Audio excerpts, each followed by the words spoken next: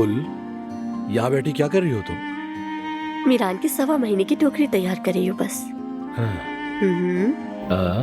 जरा देखिए तो सही कि हमारी शहजादे की टोकरी में क्या रखा है। देखो, इसमें शहद है ताकि इसकी जुबान हमेशा मीठी रहे। और इसमें कॉफी है ताकि उसे अच्छे लोगों की अच्छी दोस्तियां मिले, क्योंकि सच्ची दोस्ती इंसान का उसकी जिंदगी में दूसरा घर होती है। और इसमें है चावल और कलौंजी ताकि उसकी जिंदगी से बरकत कभी खत्म ना हो। अच्छा, तो ये सब इसलिए रखा है आपने। अच्छा, ये खिलौना ये किस लिए रखा गया है?